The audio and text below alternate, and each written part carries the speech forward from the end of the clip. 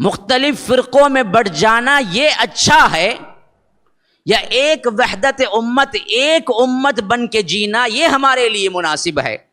اور خاص کر آج کے ماحول میں ہر وقت فرقہ برا تھا، فرقہ واریت بری تھی، لیکن آج کے زمانے میں جتنی بری ہے میں سمجھتا ہوں اس سے زیادہ کبھی ہمارے اوپر ایسے حالات نہیں آئے کہ فرقہ ہمارے لیے زہر سے زیادہ سنگین ترین ہے، لیکن ہم کیا ہیں؟ اپنے فرقوں کو چھوڑنے کے لیے تیار نہیں ہیں۔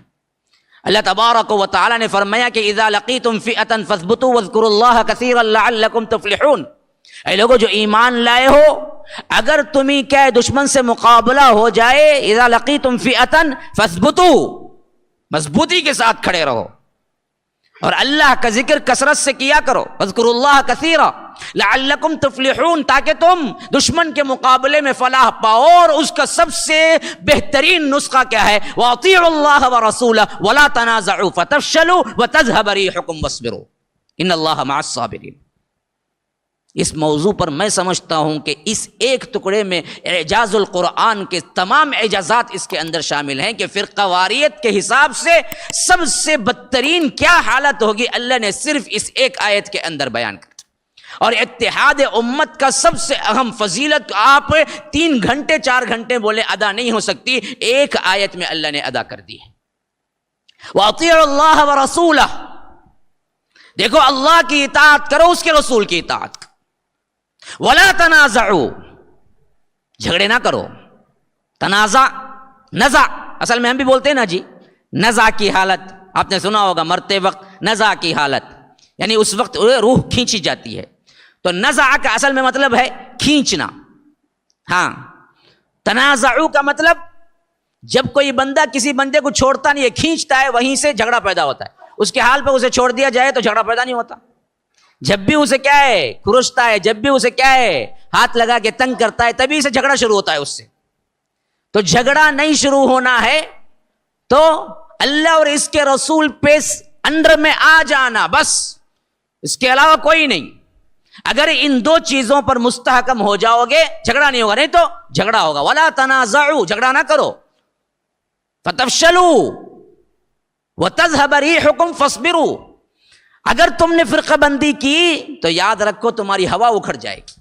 یہ جو لفظ ہے نا، یہ لفظ میں دراصل کیا ہے؟ قیامت تک کے الفاظ پوشیدہ ہیں، تم اتنے الفاظ لا نہیں سکتے۔ فرقہ بندی کی وجہ سے کیا کچھ امت مسلمہ نے بربادی حاصل کی، اس ایک لفظ کے اندر سب اللہ نے کہہ دیا۔ وَتَذْهَبَ رِيحُكُمْ، تمہاری ہوا نکل جائے گی۔ کیا مطلب؟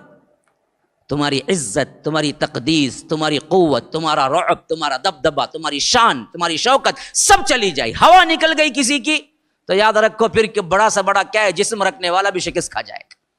اصل تو ہمت ہے نا جی۔ اور یہ ہوا دیکھیے آج کے لحاظ سے ہر ایک کے لیے فٹ ہو رہی۔ تمہاری گاڑی کتنے کروڑ کی ہو کیوں نہ ہو، پہیے میں ہوا ہے تو چلے گی۔ ہوا نکال کے چلا کے بتلاؤ۔ ہاں، 21 لاکھ کی بینز ہے، 45 کی کیا ہے مجھے BMW ہے، اچھی بات ہے بھائی۔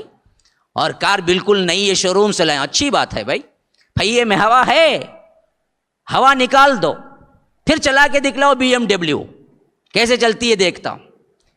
ہوا ہے اصل، حتیٰ کہ کائنات میں بھی ہوا ہے جس کی وجہ سے زمین کھڑی ہوئی ہے۔ ہاں، یہ کرۂ ارضی میں ہوا ہے، یہی ہوا ہے جو تمہارے لیے کیا ہے کشش ثقل کی وجہ سے یہ اپنے مقام پہ ٹھہری ہوئی ہے۔ ہوا کا دباؤ پریشر ختم ہو جائے ٹکڑے ٹکڑے ہو کے رہ جائیں گے۔ ہر چیز ہوا سے ناپی جاتی ہے، اور ہوا جب طاقت میں آ جائے تو یاد رکھو ہوا کی طاقت کا کوئی ہم کہتے ہیں ہارس پاور، اصل میں ہارس پاور سے زیادہ کوئی پاور ہے تو وہ ہوا کا پاور ہے۔ ہارس پاور تو کیا ہے کسی مقابلے میں بھی نہیں آئے گا جب ہوا کو پاور آ جائے۔ آپ کو معلوم ہے نا، قوم سمود کو، قوم عاد کو جب ہوا آندھی چلی تو فرمایا کہ سخرها علیہم 7 لیال و8 ایام حسوما فترى القوم فيها صرعا كأنهم اعجاز نخل خاویہ فهل ترى لهم من باقیہ۔ ہوا نے انہیں کیا ہے اٹھا کے پھینک دیا، جیسے کیا ہے کوئی وزن ہی نہیں ہے۔ ہوا جس چیز میں رہتی ہے اس چیز کے اندر آپ کو تقویت ہے، جس کی ہوا نکل گئی، ہم بھی کہتے ہیں نا کبھی کبھی کیا جی ہوا نکل گئی کیا تمہاری، مطلب کیا ہے، ہمت ہار گئے کیا؟ تو اللہ نے یہی لفظ استعمال کیا تفرقے کے لیے، فرمایا اگر تم تفرقے میں پڑو گے، لڑائی جھگڑے میں پڑو گے، وَتَذْهَبَ رِيحُكُمْ، اللہ تمہاری ہوا نکال دے گا، تم خود ذلیل ہو جاؤ گے، تمہاری کوئی طاقت نہیں ہوگی، تمہاری کوئی اہمیت نہیں ہوگی۔ ہاں مل کے رہو، ایک بنو، تفریقے میں نہ پڑو۔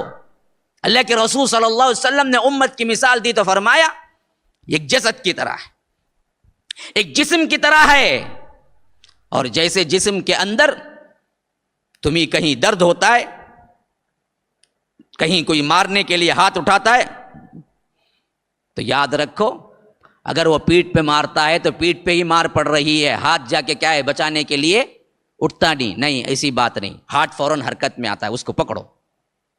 ہاں زخم ہو گیا، پورا بدن درد محسوس کرتا ہے، بخار میں آ جاتا ہے، درد کی وجہ سے بخار آنا کیا ہے ہر بچہ جانتا ہے، ہاں تو پورا جسم ساتھ دیتا ہے، حالانکہ مار لگا ہے کہیں آنکھ میں، لیکن پورا درد محسوس ہو رہا ہے اور پورا جسم حرکت کر رہا ہے بچاؤ کے لیے۔ فرمایا کہ کل جسد امت بھی ایک جسد کی طرح ہے، میری امت بھی ایک جسم کی طرح ہے، پورے مل کے رہو، پورے ایک جان کی طرح ہے۔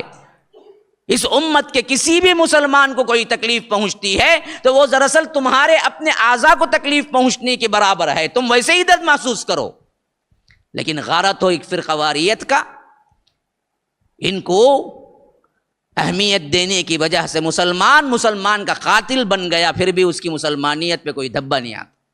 وجہ کیا ہے؟ وہ فرقے کا ہے بھائی، جاؤ مرندے، کوئی مسئلہ نہیں، یہ فرقے کے ہیں ہم، کوئی مسئلہ نہیں۔ فرقہ واریت کے حساب سے جتنا بدنام ہم اسلام کو کیے اتنا کسی چیز نے بدنام نہیں کیا۔ ہاں فرقوں کے لحاظ سے سب سے بڑی پامالی جو ہوئی ہماری، وہ اللہ تبارک و تعالی نے ہماری عزت احترام نکال دیا، روب داب نکال دی غیر مسلموں کے آگے۔